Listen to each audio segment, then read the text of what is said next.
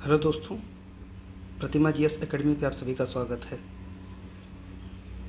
दोस्तों, current affairs, घटनासार और घटना चक्र आई को सम्मिलित रूप से सीरीज वाई जो महत्वपूर्ण प्रश्न है जिसे क्वेश्चन आने की संभावना है उसकी सीरीज बना रहे हैं। आप वो लाइक करें, शेयर करें और जिन दोस्तों ने अभी तक हमारे चैनल को सब्सक्राइब नहीं किया है वो सब्सक्राइब कर लें। शुरू करते हैं। 2023-24 में भारत का कुल आयात 854.80 अरब डॉलर था। यानी आयात में जो वृद्धि हुई है 4.81% की वृद्धि हुई है।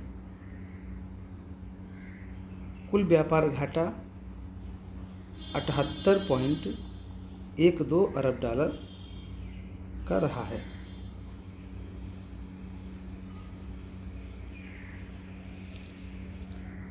वित्तीय वर्ष 23-24 में प्रत्यक्ष कर और जीएसटी संग्रह के आंकड़े प्रत्यक्ष कर और जीएसटी संग्रह के आंकड़े जो हैं, कुल प्रत्यक्ष कर 23.37 करोड़ है। सकल कारपोरेट टैक्स संग्रह 11.33 लाख करोड़ है। पिछले वर्ष की तुलना में कारपोरेट टैक्स संग्रह 13.02% अधिक है। सकल वैयक्तिक आयकर 12.01 लाख करोड़ है।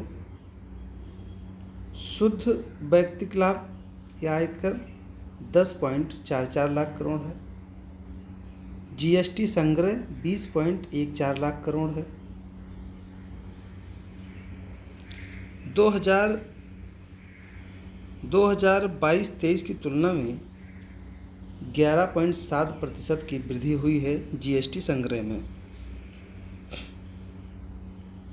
पहली बार जीएसटी आंकड़ा 20 लाख करोड़ के पार गया है। अगला बिंदु है टाइम की शीर्ष 100 प्रभावशाली कंपनियों की सूची। 100 प्रभावशाली कंपनियों की सूची। शीर्ष 100 में भारत की 3 कंपनियां शामिल हैं: Reliance industries, serum institute of India और टाटा ग्रुप। ये 3 ऐसी कंपनियां हैं जो शीर्ष 100 में शामिल हैं। सभी कंपनियों को 5 श्रेणी में बांटा गया है। ये श्रेणियां हैं लोड्स,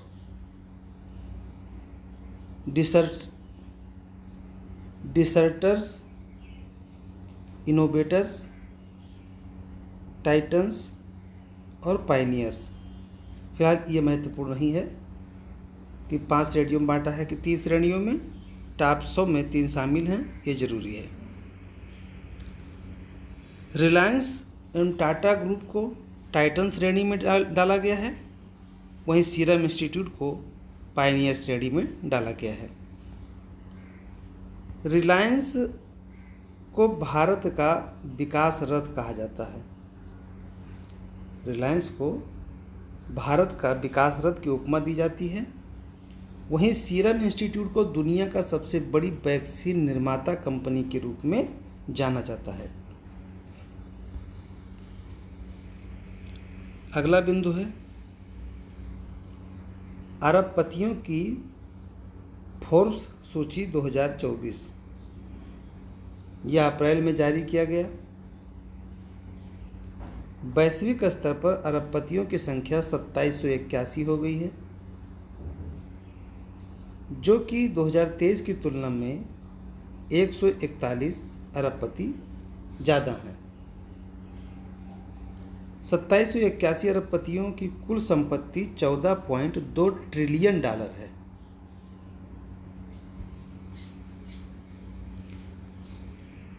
सर्वाधिक अरबपति हैं अमेरिका में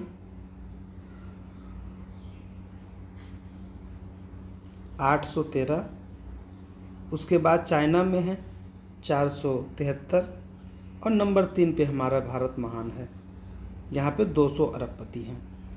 4 पे जर्मनी है और 5 पे रूस है।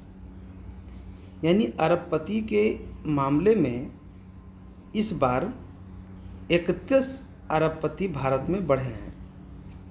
पिछली बार 169 था, इस बार 200 है, तो 31 अरबपति इस बार बढ़े हैं। शीर्ष अरबपति हैं बर्नार्ड एर्नाल्ड, ये फ्रांस के हैं। बर्नार्ड एर्नाल्ड फ्रांस के सबसे धनी हैं और विश्व के भी सबसे धनी हैं। नंबर 2 पे यूएसए के एलन मस्क हैं।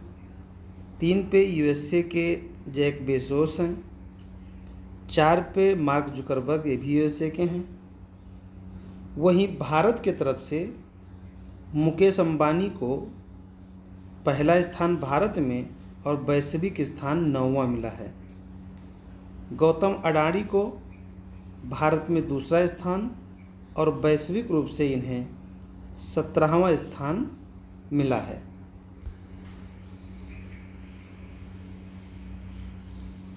भारत ईरान ने चाबहार बंदरगाह के संचालन के लिए 10 वर्ष का अनुबंध किया है।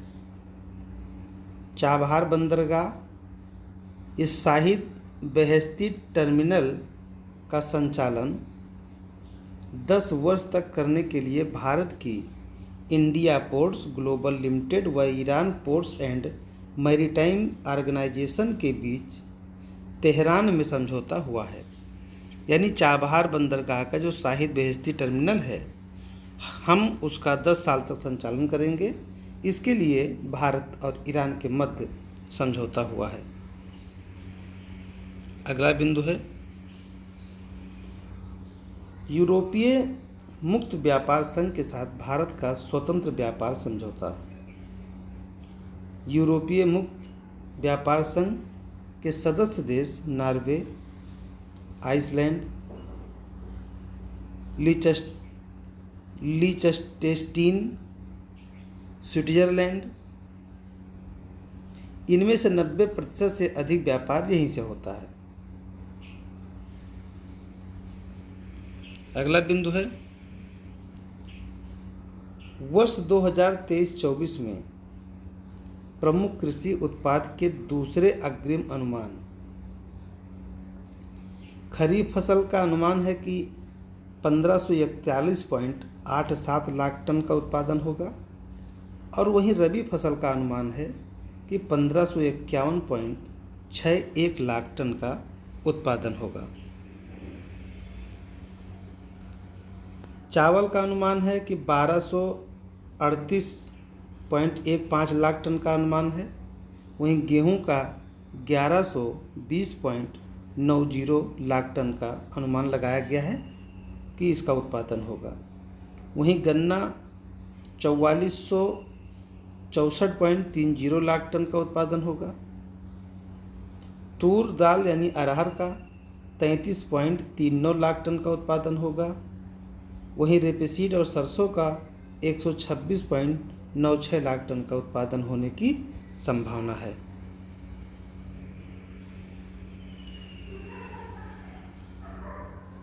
बागवानी उपजों के 2022-23 के अंतिम तथा 23-24 के पहले अग्रिम अनुमान है।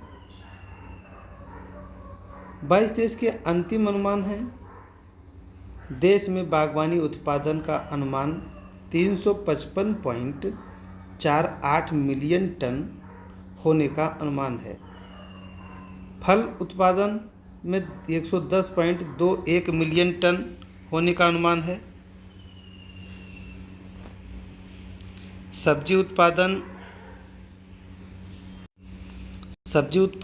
का अनुमान 212.55 लाख टन है।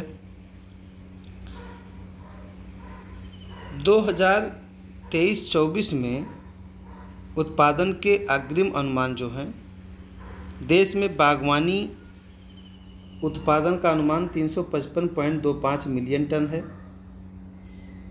फल उत्पादन का अनुमान 112.08 मिलियन टन है। सब्जी उत्पादन 209.39 मिलियन टन अनुमान लगाया जा रहा है। अगला बिंदु है सार्वजनिक क्षेत्र की कंपनी इरेडा लिमिटेड को नवरत्न कंपनी का दर्जा मिला है। Indian renewable energy development agency, Indian renewable energy development agency है इरेडा, 17वीं कंपनी है ये जो नवरत्न कंपनी का दर्जा मिला है। ध्यान रहे कि इस समय 25 नवरत्न कंपनियां हो गई हैं, इनका डिटेल हम दे देंगे, लेकिन अभी 17वीं कंपनी है इरेडा, 16वीं है राइट्स और 15वीं है इरकॉम इंटरनेशनल लिमिटेड। इसमें अभी तक जो दिखा रहा है कि वर्तमान में नवरत्न कंपनी 17 है, तो आपको मैं ज्ञात करा दूं कि ये जो बुक आने से पहले जो घटना चक्र आई है उसमें नवरत्न कंपनी का दर्जा 25 हो चुका है। मैं उसका भी डिटेल दे दूंगा। बहुआयामी गरीबी पर नीति आयोग की रिपोर्ट, ये अगला बिंदु है। नीति आयोग द्वारा जारी जनवरी 2024 में जारी किया गया है। बहुआयामी गरीबी 29.17% से घट करके, जो कि 13-14 में था, घटकर 11.28% रह गई है, यानी 17.89% की गिरावट आई है। यानी गरीबी से 24.82 करोड़ लोग बाहर निकले हैं। और इसमें से भी सबसे बड़ी बात यह है कि उत्तर प्रदेश से सबसे ज़्यादा लोग गरीबी से बाहर निकले हैं। 5.94 करोड़ लोग गरीबी से बाहर निकले हैं। नंबर 2 पे बिहार में गरीबी कम हुआ है, नंबर 3 पे मध्य प्रदेश में और नंबर 4 में राजस्थान में। विश्व के शीर्ष 10 सर्वाधिक मूल्यवान में से आईटी सेवा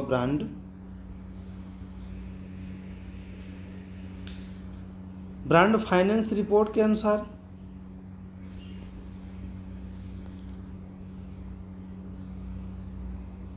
ब्रांड के रूप में देखा जाए तो एक्सचेकर ये सबसे नंबर 1 पर ब्रांड है, नंबर 2 पर टीसीएस है, नंबर 3 पर इन्फोसिस है, नंबर 4 पर आईबीएम है। अब ध्यान ये रखना है कि इसमें भी कैटेगरी कई है। कैटेगरी में क्या है कि सबसे तेजी से वृद्धि करने वाली कंपनी कौन सी है, तो वो इन्फोसिस है। ब्रांड वैल्यू में एक्सेंचर नंबर 1 पर जरूर है, लेकिन सबसे ज़्यादा वृद्धि की बात आएगी तो इन्फोसिस हो जाएगी। बाकी विप्रो है, नीति डाटा है, एनटीटी है।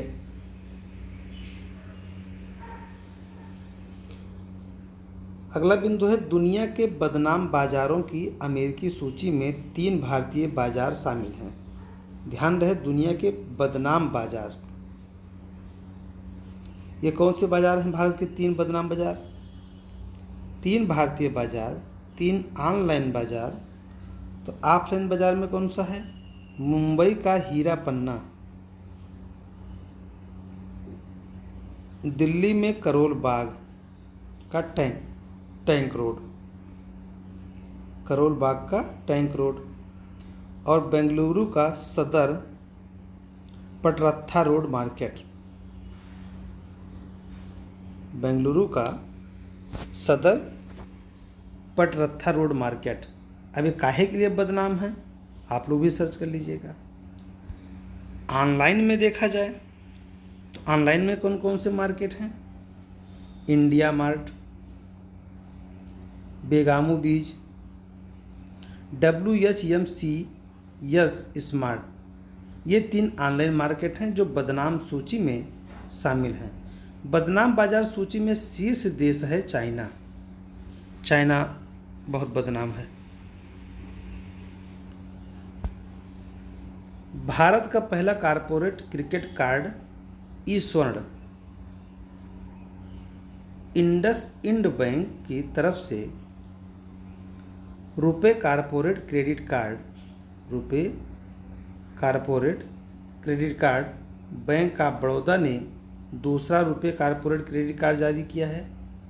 इंडसइंड बैंक की तरफ से रुपे कॉर्पोरेट क्रेडिट कार्ड है, बैंक ऑफ बड़ौदा ने दूसरा रुपे कॉर्पोरेट क्रेडिट कार्ड जारी किया है। विश्व का सबसे बड़ा डेरिवेटिव एक्सचेंज NSE है, विश्व का सबसे बड़ा डेरिवेटिव एक्सचेंज NSE यानी हमारे भारत का है। World employment and social outlook 2024 ये अगला बिंदु है।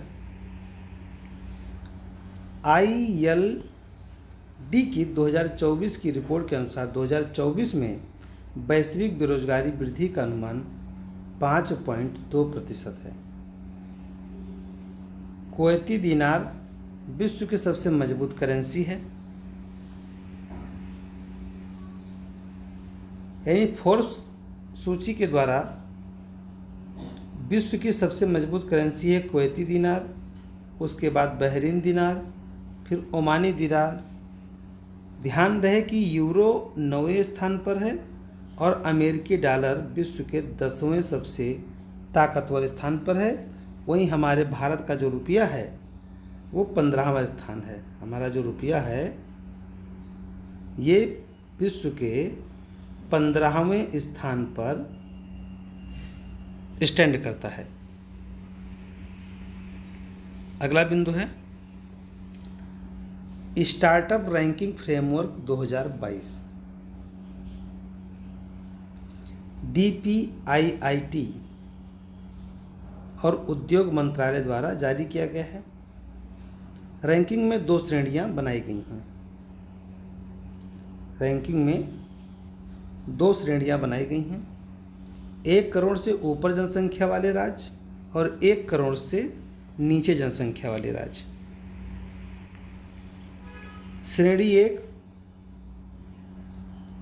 श्रेणी ए में सर्वश्रेष्ठ प्रदर्शन करने वाले राज्य हैं गुजरात,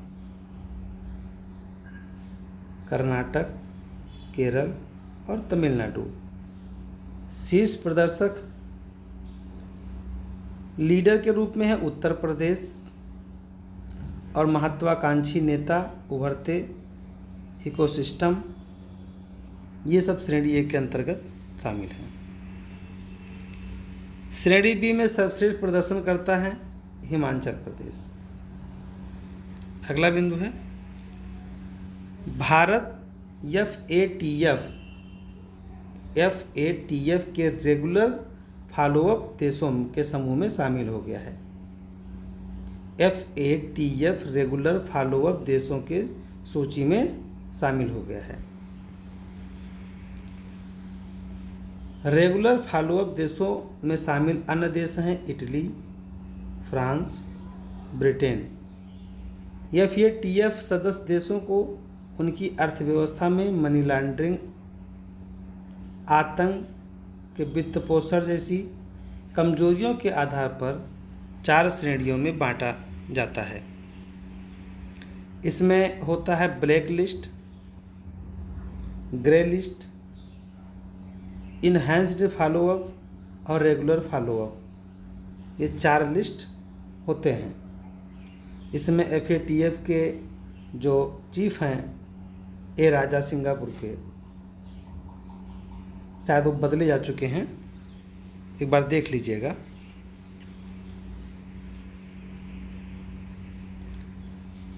FATF